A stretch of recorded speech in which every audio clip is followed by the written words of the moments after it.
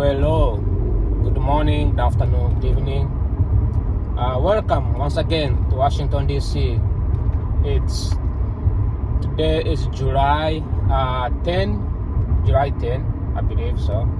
Better be. Yes, July 10, and it's Thursday. I don't know what I thought. No, it's Friday. Yesterday was Thursday. Today is Friday, so the week is kicking off.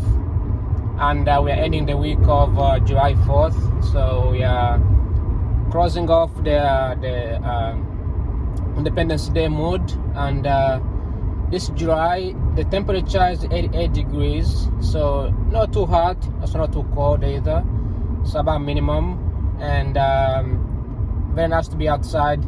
The sky is bluish. So from what I heard, I think I forgot to say this in my videos, is that the fireworks, July 4th fireworks, they actually created the pollution in the DC area.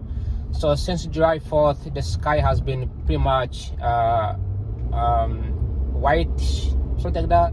So it hasn't been blue since then. Now it's been raining, so it's really hard to judge whether the fireworks was the reason behind it. But either way, the sky is very, very dark, and it's been dark since then. I made a video about the fireworks, but I was recording my friends in a video. They were speaking, so I didn't want my videos to go out there because people can misuse my friends' voices. So I tried to be mindful from privacy. So the video was set private, so not public. But I didn't make a videos about fireworks. I just didn't have a chance. I was supposed to bike to Washington, D.C. with my friends and I got to see fireworks, but fireworks were delayed because there was snow, there was storm, there was also raining. They canceled many events. So anyway, so DC right now it's completely darker. So that's why. Anyway, it's darker. So anyway, but it looks great. It looks good. Now, today I want to touch on a topic that have been sort of like pushing behind. The topic is about Uganda. I haven't talked about Uganda for a long time, but I need to, right? It's something that I think it will be very interesting to know. Last year, I touched on Uganda's energy, on how Uganda has 90% renewable energy, something that the US and China and Europe are fighting for, right? Except I think France is the only country that has been successfully transitioning to renewable energy, but maybe like Norway, whatever. But many other countries within the Western Hemisphere and sometimes the Southern Hemisphere, Southern Hemisphere hasn't been able to transition to renewable energy. Uganda, particularly being a low-income country, they have been very successful in using the renewable energy. That includes solar panels as well as the what is this? Solar panels and the hydroelectric vehicle, hydroelectricity, which Uganda has many rivers and dams, so they can generate electricity. Now, in my findings under my research in last semester was that Uganda, despite having so much electricity, which they do produce, they don't have enough consumer. They don't have enough people to consume electricity because A, people are poor, and B, they don't have enterprises or businesses to utilize this electricity. Things like restaurants and businesses and agriculture. So yesterday I was sort of like watching, I don't know if it pops up from nowhere, it was UBC, Uganda's broadcasting services, where they showcased Uganda,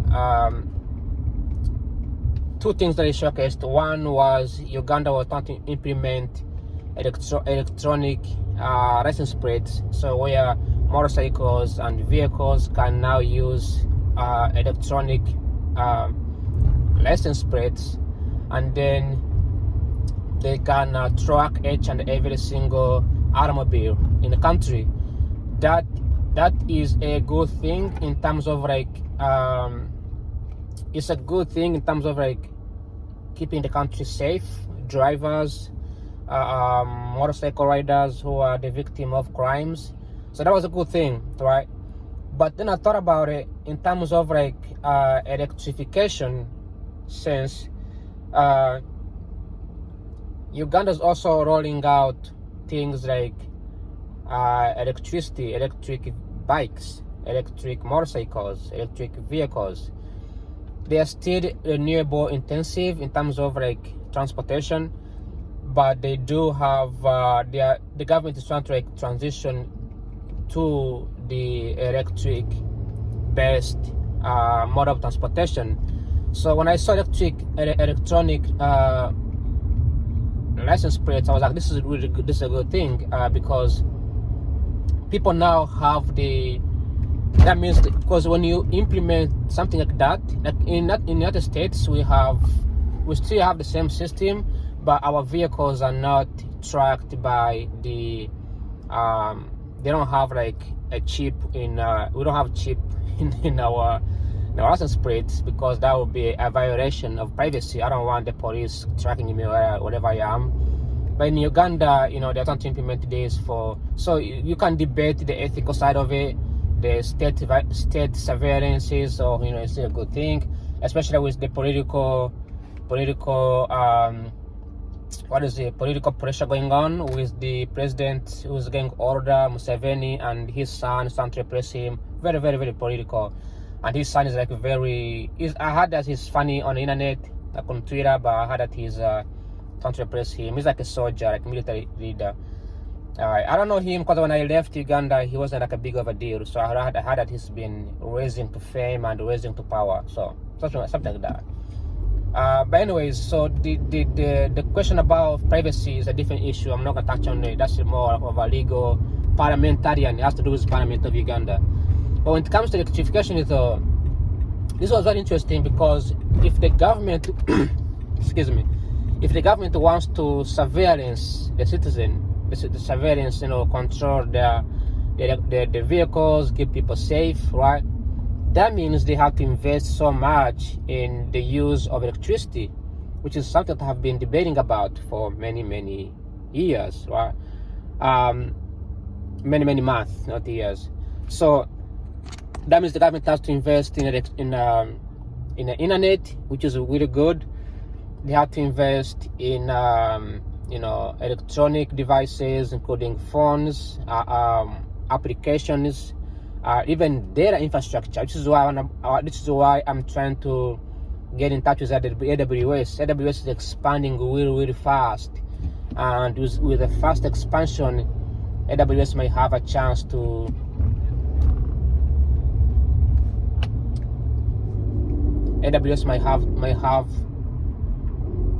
may have a chance to expand to Uganda and somewhere in Africa. So I'm watching the cars coming, so I'm gonna focus on the mirror. So they may AWS may expand to Uganda. I don't think Microsoft has a chance, neither is Apple, but I know AWS alongside the United States government, because US government also does surveillance using AWS products, right? They surveillance all of us. They collect our data. It's how Trump is able to track all migrants who are undocumented. Pretty funny. But AWS is good capital that can expand. Who's honking? What's going on? AWS might be able to expand to Africa, somewhere in Uganda, especially Kenya. Kenya is a good country. And then so then also you have companies like Indeed, which is also collects data about employment, but Indeed also tracks the data on how citizens, the sentiments, the entrepreneurships, skills. Like we don't know which skills the Ugandans have. Are they good at politics? Are they good at communications? Are they good in IT? Are they good in agriculture? Like we never know, because there's no data tracking, right? So when I was in a data summit with Indeed, I touched on Uganda being a potential country to expand to. They said yes, they want to expand to Uganda. and the AWS also have the ability to expand to Uganda. So that all of that kind of like works in a way that you can feel like it's like, you know, Uganda could be a good country to invest into. Yeah, that's one thing. So when I see Uganda is using these electronic devices within the vehicles to track each and every vehicle, each and every automobile on the street, that was like a good thing. Now I am gonna turn off the camera because I'm getting a tunnel. It's a bit darker. It won't make any sense for me to film in this tunnel, and I'll be right back once I exit the tunnel. See you in a few minutes. Bye bye. Ciao ciao.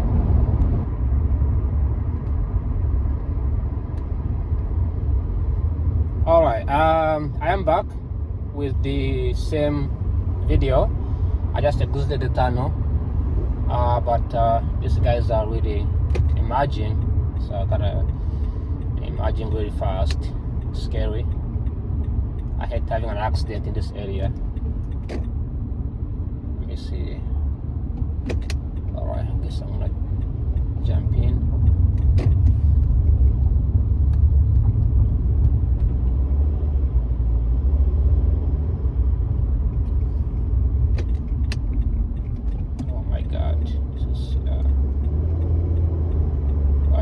Traffic here. It's really hard to emerge.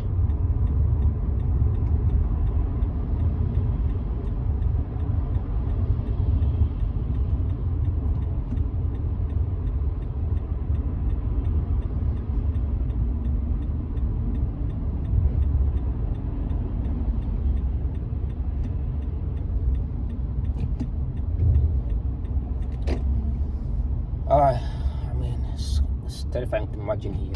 So yeah, so what I was saying is that as Uganda is implementing these electronic devices within the vehicles, yes, on the ethical side, it's not a good idea.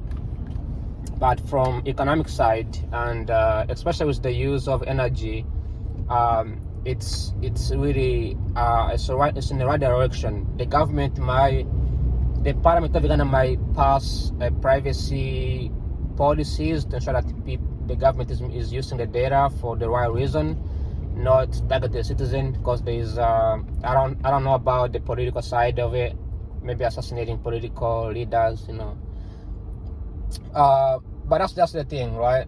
And then on top of that, I also saw another video on UBC, Uganda's broadcasting services, about the electric vehicle, the electric buses. So Uganda is building electric buses, and they are fully electric. You know, now you may be asking yourself, why is Uganda building electric buses if they can't expand electricity to the locals in the first place? So many people in Uganda do not have electricity, not because the government is failing to expand to them, no, but because people cannot afford it. You know, you can't just give electricity to people if you're not capable, if you're not willing to pay. The willingness to pay, it's how they call it in economics. So it's called willingness to pay. You're not able to pay the tariffs or pay the prices. Like in the United States, if you don't pay the electric bills, the government has to subsidize it, right? Like there are people in America who cannot afford electricity, right? They cannot afford monthly electricity, right? The government has to subsidize all of that, right? And Uganda, when I was researching this, the amount of subsidies the government would give to these people is equivalent to the GDP of 1% of Ugandan GDP. That's a lot of money. In the United States, they have leftover, so they do what they call transfer of pricing in economics, however they call it, transfer of wealth. So the government taxes the rich. So like let's say I'm single and I make, I don't know, $20 an hour, but I only need $15 an hour to survive in DC each day. $15 an hour each day, including rent and electricity and everything, right? but then someone out there in need doesn't have a job, doesn't have anything, or someone out there has children and families. Like let's say I go to school, I get a master's, I'm getting a master's, and I get a higher paying job. Now I go from $20 to like $30 an hour. Now I'm making more than I need, and also I don't have children. And even if I don't have children, I'm gonna have like a wife who also works, has a degree, and we have enough income. Meanwhile, someone else has like 10 kids, and that person does not have enough income, no education, no degree, no high paying job, right? The government takes away from what I'm earning and gives some extra to the poor people. So that's the subsidy. So the US government does not take out money from outside, from World Bank, to subsidize people. In Uganda, there's not that many high income earners, right? A lot of people who are, there's only a few working class, and majority are unemployed, right? And those people need those basic things, basic services, and they're the ones who tend to have many children, families and kids, right? The kids are in need, healthcare, education, social services, security, right? So that means that the government needs to spend more money on those individuals. Now, when I say the subsidies are more expensive, that's what I mean. These people don't make any income, all right? But if the government focuses more on producing things that people need, they can give out those things on terms of loans, and people can utilize those things to make money. So when Uganda was trying to showcase electric buses, they are trying to like show the children in school, give them a tour on their manufacturing plants. I believe it's in Masaka. They are making these electric buses. They are trying to like introduce public transit to many Ugandans. They are trying to like generate revenue by having people in Uganda pay the government, because the electric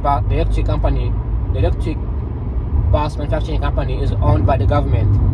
It's 96% owned by the government, then like 4% owned by Makerere University, which is like the biggest university in Uganda. I looked into the finance of the company. So that sounds like a good news, because that's one way to use electricity, because they have extra electricity power, they can use it. But this is the best part. That manufacturing company might also expand and manufacture other things including things like fridges, things like microwaves, things like bulbs, right? And other things that could include electronic stuff, televisions. Those things are needed by Ugandans in order for them to have electricity, all right?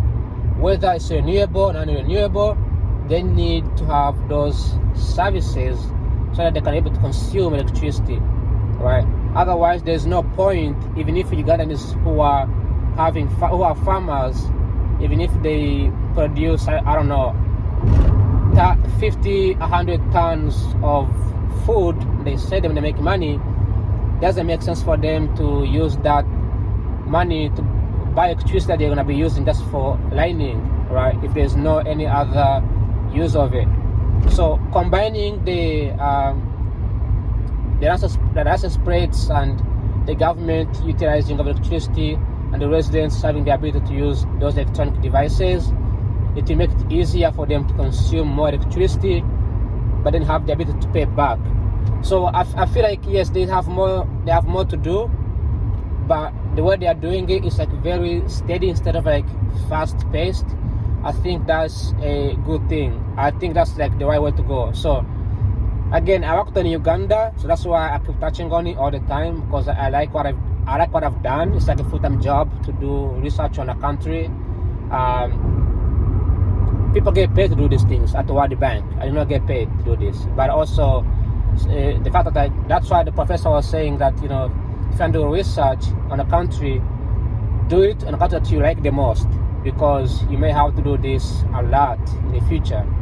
And it's kind of now it's interesting because when I was doing this research, I was exposed to so many things, all right, which is why I touched on AWS. Uganda struggles a lot with cloud computing. They don't have enough infrastructure to handle the data and have the ability to query the data and use it for any research that you need, right? So that was interesting. And other than that, thanks for watching. Like always, ciao ciao, adios, take care, spasiba, and have a wonderful day. Bye bye, take care.